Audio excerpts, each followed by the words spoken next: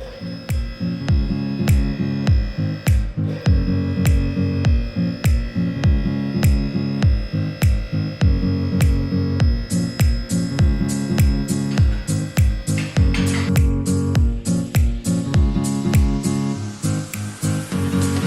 everybody, it's Gerard at The Refinery, and today we've got the Refinery 993 up in the air because we're doing a couple of just sort of smaller projects that we thought would be interesting to share a little bit more information about.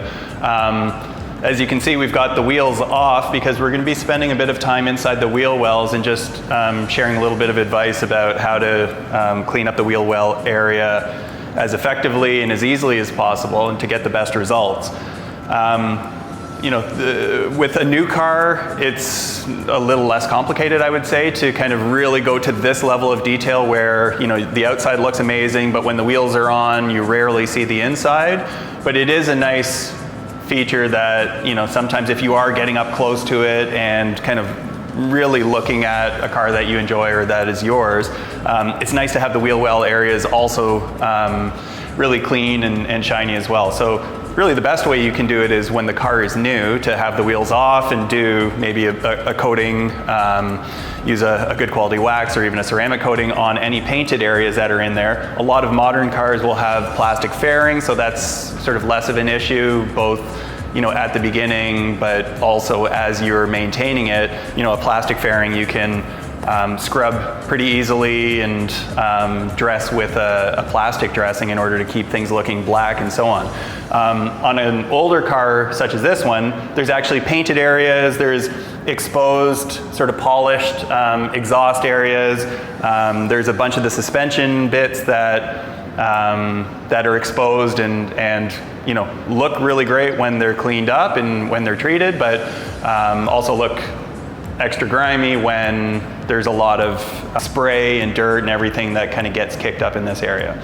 So with, you know, this car being as old as it is, it's a bit more challenging to try and cut through years worth of grease and grime that's under there. And particularly on the back area of this 911, the engine is at the back. It's an air-cooled engine, so there's a lot of heat, there's a lot of just sort of atmospheric kind of grease and grime and stuff that's coming off of the engine area.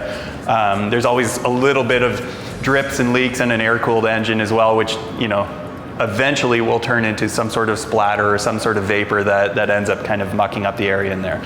So we're taking a couple of different products and a couple of different tools in order to really get the area in there as good as it can possibly be, and it is a pretty dramatic turnaround on it.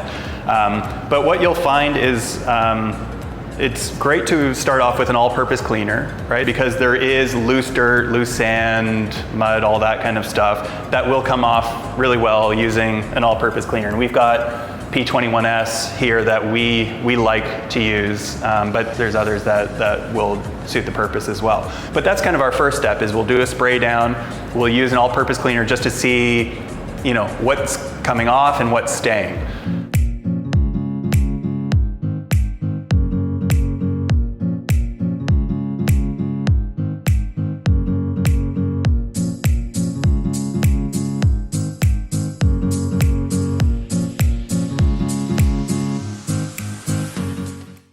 Okay, you saw Mike doing a little bit of agitation and so on with the P21S all-purpose cleaner, and you can see it made a big difference already on most of the area. The plastics look a lot better, and most of the sort of loose dirt and sand and everything is gone. But as you get right in, all the little ripples that are in the textured paint that's in here to prevent stone chips and gouges and stuff, in all of the little craters, there's a lot of black, more persistent kind of greasy grime that's in there.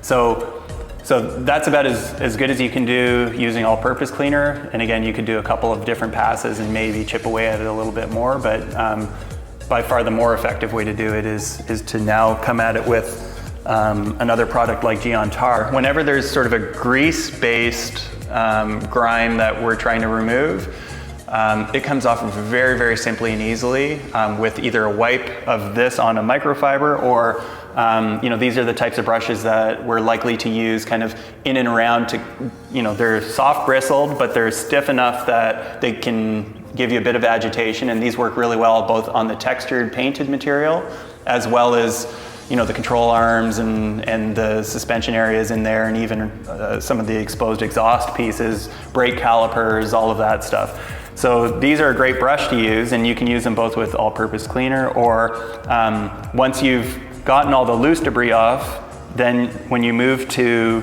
something like Geontar, you'll find the areas that have remained black.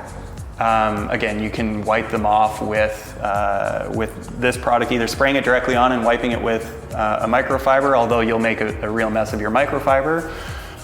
So it's probably even more effective to use sort of a detailing brush like this with the tar remover, and you'll see it's almost like it dissolves it.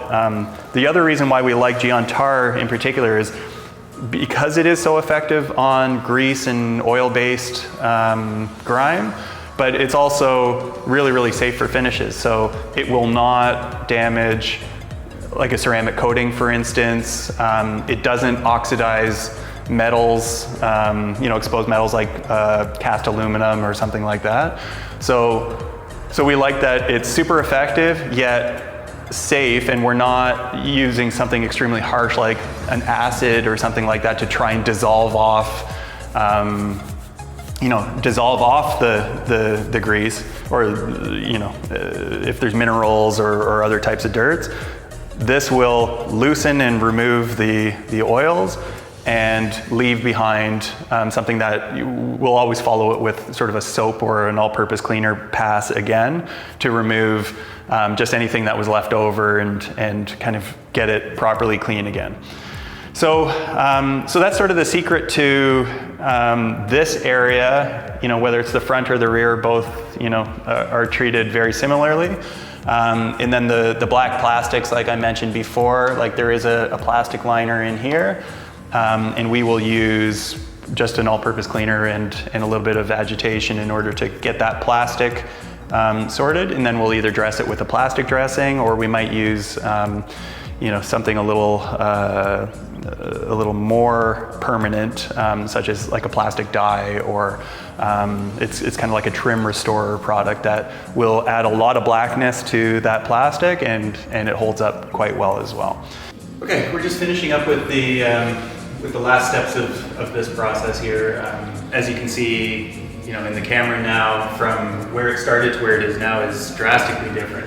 You can see that the underbody here actually is red like the rest of the car, albeit it's that sort of stone protected paint where it's very ripply. It almost looks like the waves of a sandy beach with red over top of it. So it's definitely a different style of paint. It'll never be glossy like this, but it is nice to see the original color rather than it just being caked on with mud and dirt and so on. So I think we're pretty happy with it in this state. You always have to have a little bit of a realistic expectation for it. New cars can be kept in like new condition or they can be done very well. An older car like this that's had a lot of use and a lot of miles on it, there's always going to be imperfections and so on. So, but where we are here, where the whole wheel well is really nice and clean, all the components are looking good. The aftermarket exhaust, which has a sort of a polished stainless steel tub or can to it, we polished that up with a metal polish as well, just to kind of give it a little bit of extra shine in there. And then, like I mentioned before, the plastics we've dressed with a plastic restoring product that just makes it really black, really matte, and it kind of looks like new plastic again.